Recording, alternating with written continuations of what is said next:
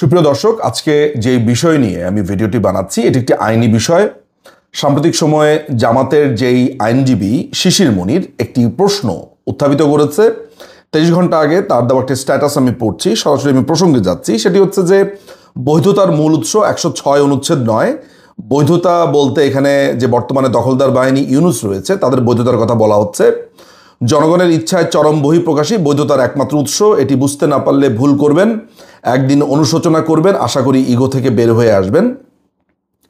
শিশিরের এই স্ট্যাটাস আমি আগ্রহ ভরে বিবেচনা করেছি। আমার কাছে মনে হয়েছে সাধারণ মানুষের জন্য কিছু বিষয় সরাসরি জানানো প্রয়োজন। বর্তমানে বলা হচ্ছে যে ইউনুসের যে দখলদার বাহিনী তারা রয়েছে আমাদের সংবিধানের 106 নম্বর যে অনুচ্ছেদ আছে সেই 106 অনুচ্ছেদের আন্ডারে গাইডলাইন অনুযায়ী। 106 অনুচ্ছেদটা কি, এটি নিয়ে আমি গত মে মাসে একটি দীর্ঘ ভিডিও বানিয়েছি। আমার ইউটিউব চ্যানেল যারা দেখে থাকেন, আমার ফেসবুক যারা দেখে থাকেন, তারা মে মাসে সেই ভিডিওটি দেখে নিতে পারেন। আমি এখানে একটু সংক্ষেপে আবারও বলবো। 106 অনুচ্ছেদের মোদ্দা কথা হচ্ছে, রাষ্ট্রপতি জানতে চাইবেন অ্যাপিলেট ডিভিশনের কাছে যদি এমন ধরনের পরিস্থিতির উদ্ভব হয়, কিভাবে সরকার রান করবে বা কিভাবে দেশ চলবে, এই ধরনের কোনো পরিস্থিতির আনলে আপনার রাষ্ট্রপতির রেফারেন্স ক্রমে অ্যাপিলেট ডিভিশন সেই প্রশ্নের প্রেক্ষিতে একটি ফুল কোর্ট হিয়ারিং হবে, যেখানে অ্যাটর্নি জেনারেল এবং অন্যরা কথাবার্তা বলবেন এবং সেখানে প্রমাণপত্র শুনানি হবে। সেই শুনানি অনুযায়ী অ্যাপিলেট ডিভিশন ওই ধরনের একটি পরিস্থিতিতে আপনারা একটি গাইডলাইন দিবেন। আপনারা এটা জেনে থাকবেন যে আমি দীর্ঘ সময় ধরে বলে এসেছি যে ইউনুসের যে এই সরকার, তারা যেটিকে সরকার বলছে, এটি একটি দখলদার বাহিনী, অসাংবিধানিক এবং অবৈধ। আমি বারবারই বলে আসছি, কারণ বাংলাদেশের সংবিধানে অন্তর্বর্তীকালীন সরকার বা যেটাকে আপনারা ইন্টারিম গভর্নমেন্ট বলছেন, এই ধরনের কোনো প্রভিশন নেই। No means no. এই যে আমার কাছে সংবিধানটা আছে, এখানে খুঁজে দেখবেন, এই ধরনের কোনো প্রভিশন এখানে নেই। এখন তারা বলছে যে তারা 106 অনুচ্ছেদের আলোকে অ্যাপিলেট ডিভিশনের গাইডলাইন অনুযায়ী গঠন করেছে, সেটিও মিথ্যে। কারণ যেই সময় তারা এই সরকার গঠন করেছে বলে বলা হচ্ছে, সেই সময় তৎকালীন অ্যাপিলেট ডিভিশনের অর্থাৎ বাংলাদেশের প্রধান বিচারপতি ওবায়দুল হাসান শাহিন এবং আরেকজন বিচারপতি জনাব এম এনায়েতুর রহিম, তারা দুজনই ক্যান্টনমেন্টে ছিলেন। ক্যান্টনমেন্টে অন্তরীণ থাকা অবস্থাতে ফুল হিয়ারিং হওয়া এবং সেই সময় রেফারেন্সটা চাইলেই বা কে, রাষ্ট্রপতি তো এই সম্পর্কে কোনো কিছু জানেনই না। তিনি পরিষ্কার করে বলেছেন, আপনারা সেটা জানেন। এবং পরবর্তী সময় যে অ্যাডভোকেট মহসিন নামে সুপ্রিম কোর্টের একজন আইনজীবী, তিনি এগুলো নথিপত্র তলব করেন, তিনি এগুলো জানতে চান।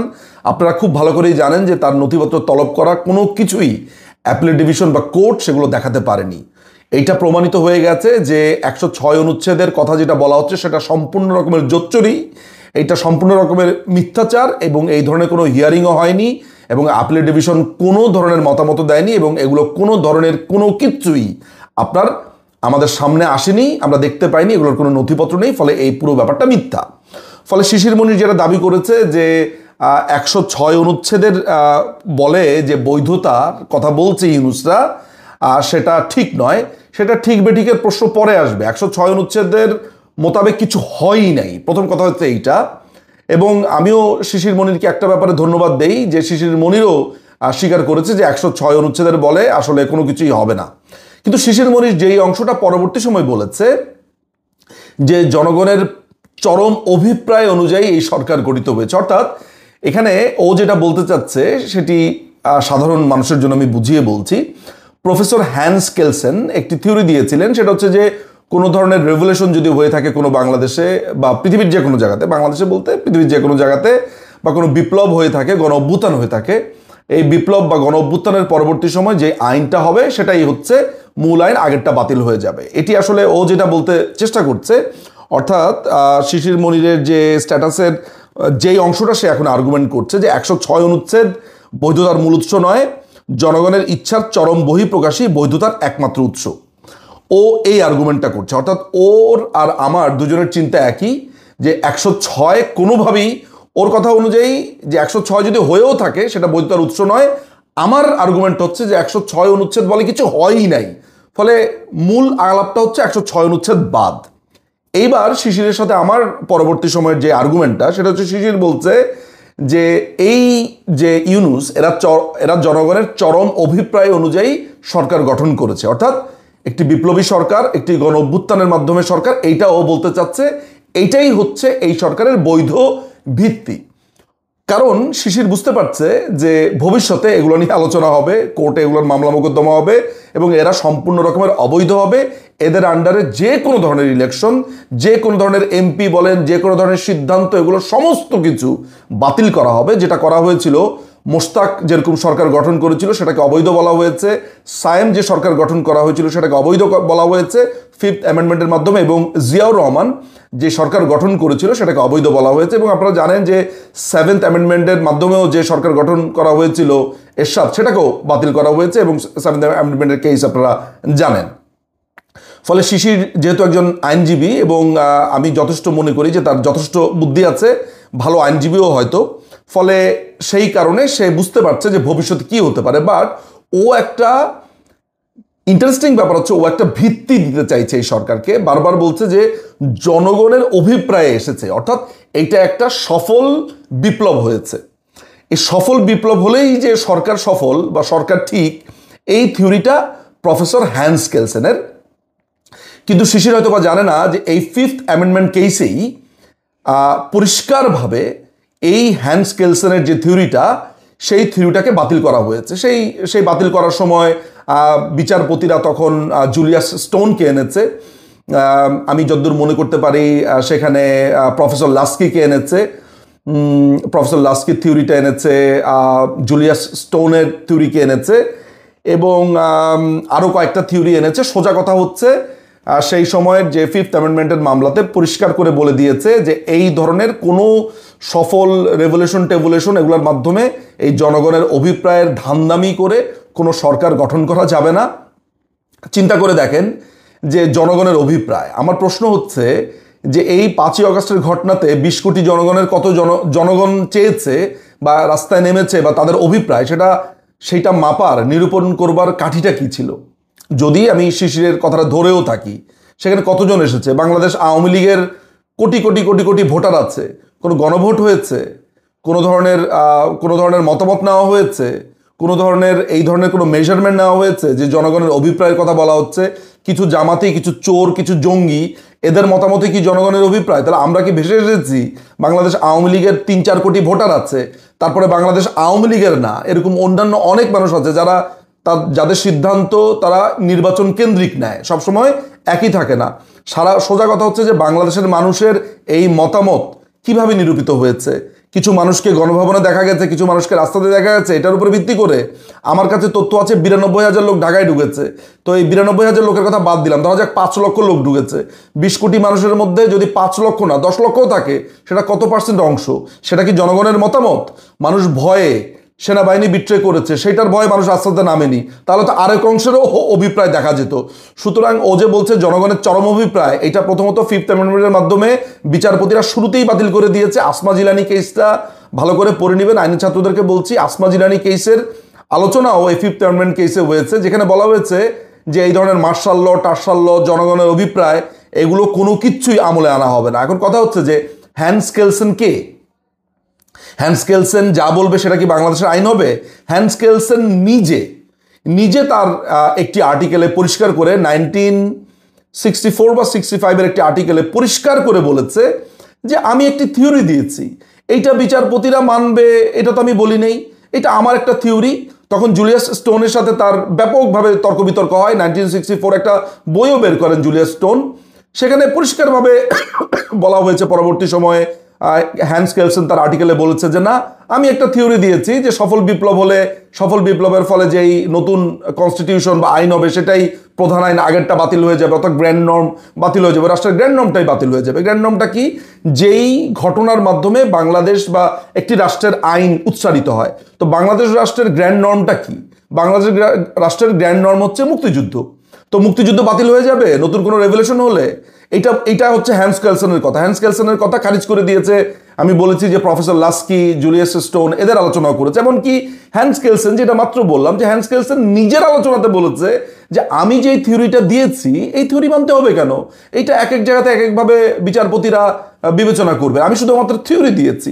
সুতরাং এখানে জনগণের চরম অভিপ্রায়ের কথা বলা হয়েছে। আমি একটু আমাদের সংবিধান থেকে পাঠ করে শোনাবো। আমাদের সংবিধানের অনুচ্ছেদ 7, সেটার 1 অনুচ্ছেদে বলা হয়েছে, প্রজাতন্ত্রের সকল ক্ষমতার মালিক জনগণ এবং জনগণের পক্ষে সেই ক্ষমতার প্রয়োগ কেবল এই সংবিধানের অধীনে কর্তৃত্বে কার্যকর হইবে। জনগণের মালিক সংবিধান, এবং সেইটা যদি কার্যকর হয় সেটা সংবিধানের মাধ্যমে হতে হবে। ইন্টারেস্টিং ব্যাপার হচ্ছে যে এই অবৈধভাবে এই দখলদার বাহিনী আবার সংবিধানের অনুযায়ী শপথ নিয়েছে। অর্থাৎ সংবিধানটাই এখানে মূল আলোচ্য বিষয়। মানে সংবিধানকে না মেনে সংবিধান অনুযায়ী তারা এখানে শপথ গ্রহণ করেছে।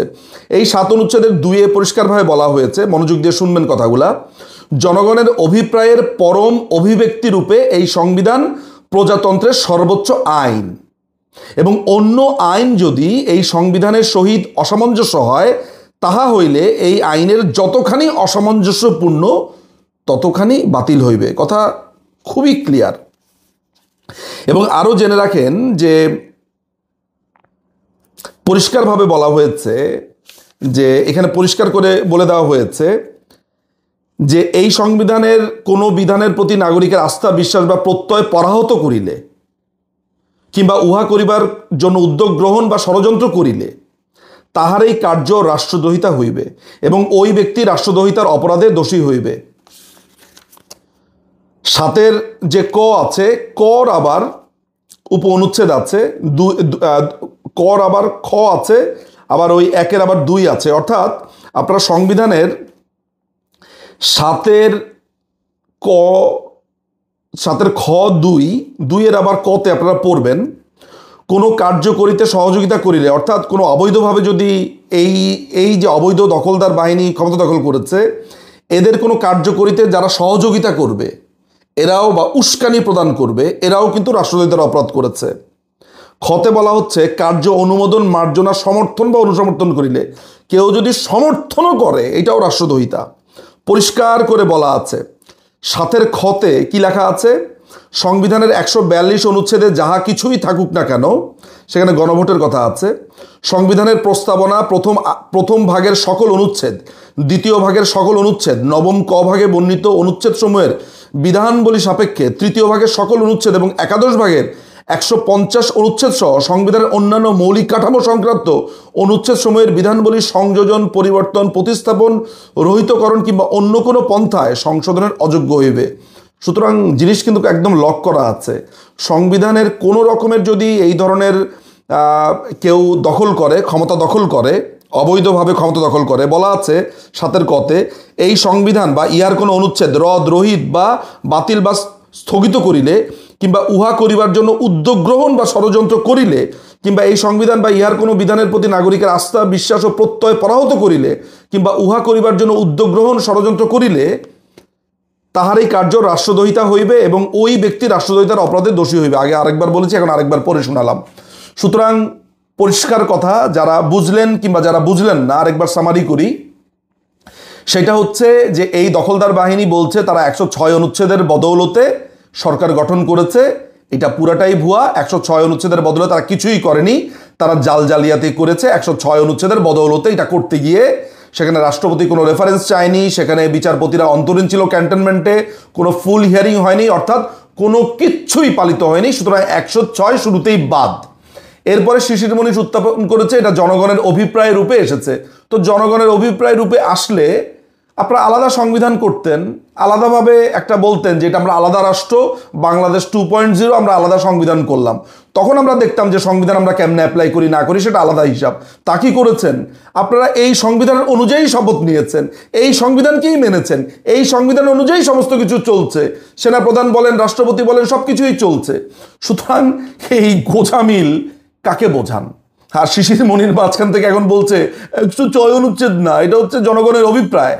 জনগণের অভিপ্রায় মানে জনগণের অভিপ্রায়। কালকে যদি আমি এরকম 5 লক্ষ লোক ঢাকায় এনে এগুলো লাত্তি মেরে এই যমুনা দখল করি, তখন আবার বলবেন এটা জনগণ, তখন আমি বলবো জনগণের অভিপ্রায়। হ্যাঁ, আবার আমাদেরকে যদি কেউ সরিয়ে দিয়ে আরেকবার 10 লক্ষ লোক আনে, আবার সেই 10 লক্ষের লোক যদি আরো 20 লক্ষ লোক আনে, এভাবে দিনের পর দিন খালি চরম অভিপ্রায় আসতে থাকবে।